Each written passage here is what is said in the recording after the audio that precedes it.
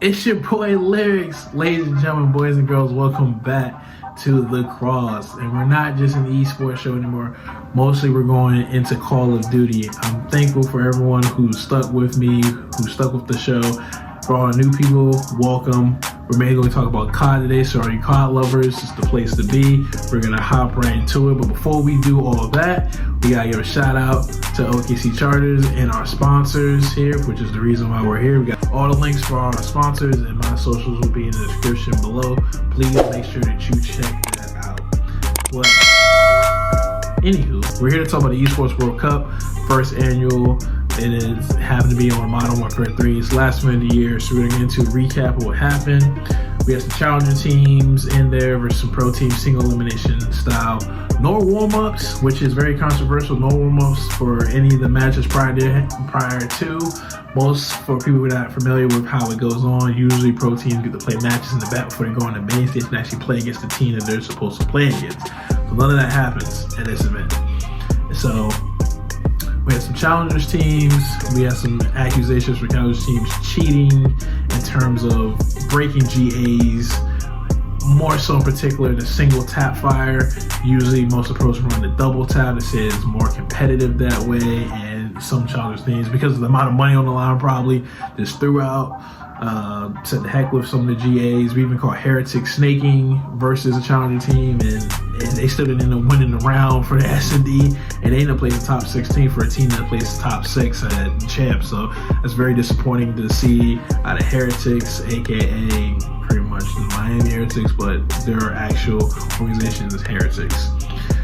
So other notable from this weekend, Surge beat Cloud9 with Shocker 3-1. Sib lost versus 04 for the last time of the year. 04 gets his lit back, which is pretty funny because the memes and stuff people were tweeting out is crazy.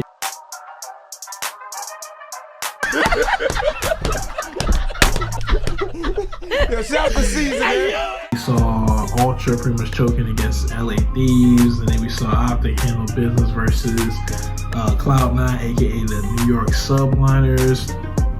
At this event, we also see a lot of teams, because it's not a CDL event, go back to using their actual own organization's brand, which is really cool because we haven't seen those logos.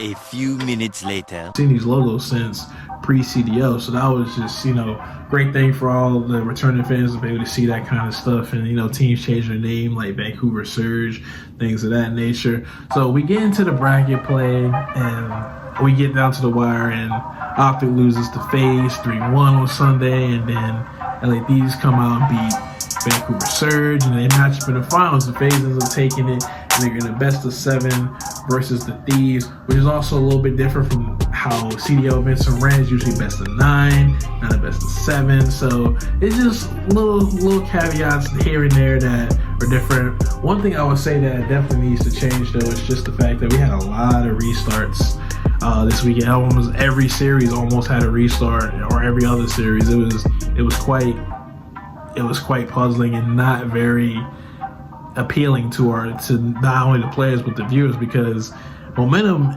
in sports and gaming is such a real thing, and for you to have to restart a map and have to pretty much simulate everything that you did in a single elimination tournament, it's crazy.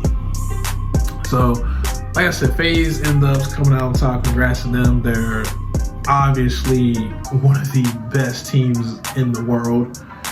For a reason. They're one of the top 4 teams every event, just about every event outside of champs, for a reason. They're very talented top to bottom. There's really nothing that they can't do. And so they really played well this weekend.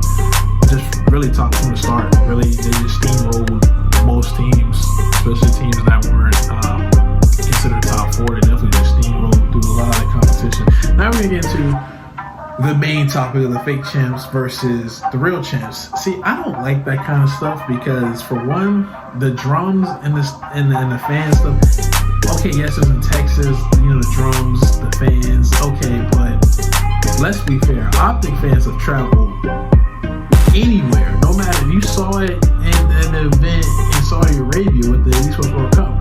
There's Optic fans all over the world. The Green Wall is, as Thanos was saying, inevitable. Like every event, you can't say there hasn't been an event, I don't think yet, where Optic isn't the overwhelming favorite in terms of the fan base at the event. Like, most of the fans that are at these events are Optic fans. It's the reason why when Optic's not playing either in the venue or online, the viewership drops. There's less people inside the venue. It's just a known fact. And honestly, I just think Optic played so well over the course of Champs Weekend that honestly, you can't really say that those things, the drums and things that really played a whole lot into the outcome. To be honest, you really just can't. And it's not like the Optic fans were just cheering for Optic. They cheered for plenty of teams over the weekend. For those who actually were in person and watching it, they cheered for a lot of teams. They cheered for Ultra versus FaZe. They cheered for a lot of different teams. It wasn't just we're only showing up when Optic plays kind of thing. No, the fans literally showed out for whoever team they want to show up for. And so I don't understand what we try to say in a double elimination tournament that these little small variables had a huge impact on the outcome or any impact at all, because when the Thieves won COD Champs in LA, no one sat there and said, they won their home event, their own home series. Like, no, that's not. And also, we got to give credit to Optic, because Optic is one of the very few brands in not just Call of Duty, but in esports as a whole, that knows how to throw events people care about and events that are memorable to people. Like, we have to keep it honest here. We have to keep it a stack, a buck, whatever you want to say. We have to really keep it real, keep it 100. There's only a few organizations that really know how to host events. That is a skill. That's not just something you wake up and can just do. That's not one of those things. And so the fact that FaZe won a tournament that honestly didn't have double elimination, didn't have a lot of different things that is normal to CDO gameplay, it doesn't make their champs better champs than Optic. Like, Optic won the World Championship. This is what we would call it. Like, before then, there was no Esports Cup. So the North American COD Champs is the world champion. And it's not like Optic didn't make top 4 or something. It's not like it was something crazy. And a lot of people on Twitter have also been making a good point as well, that FaZe had Optic's number really the majority of the year. Honestly, I don't think the setting mattered. It's just like how Ultra had FaZe's number majority of the year on LAN. It's like how Optic had Subliners or Cloud9's number the whole year. Like, I don't think C9, I don't think New York C9, I don't think they beat Optic once on LAN this whole year. And it's just like how Ultra, can't really handle NYSL or Cloud9. So it's just a very interesting dynamic for the top teams. It's just, it all came down to matchups. And then just this year, Optic wasn't a great match for FaZe as they were last year. And it changes, every game, because last year Optic had a lot better record versus FaZe. They didn't even win any events. So at the end of the day, Optic had a very successful year. They beat a top 4 team in both events that they won. And they almost went back to back to end the year out. So I don't think we can discredit Optic for anything, really. So we have to really be honest about that. So I know there's people in the community that they say this, that, and the third, but honestly, like I said, if you haven't been watching COD before Black Ops 2 or anything like that, you really don't get a full understanding of how the transition from the way the game has been played at competitive levels to different avenues, and it's crazy to really see. But I don't think the fake champs versus real champs is really a thing, to be honest. We know both Optic and FaZe are the best teams in the world, and they're going to stand back in the off season. So I don't really think there's enough evidence here. Even with Ace, I don't think there's enough evidence here to really say that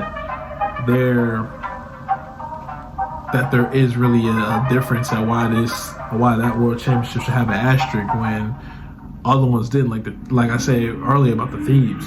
But let me know in the comment section what y'all guys think. There's no right or wrong answer. Everyone's opinion is valid. I'm just pretty much giving out my opinion and way I see things, and the way, in all fairness to both sides, how it should be. And that's pretty much how it is. We're gonna get y'all guys up out of here. It's been your boy Chase, aka Lyrics. We will see you again next time. We're gonna be doing the shows on Wednesday. Like I said, check out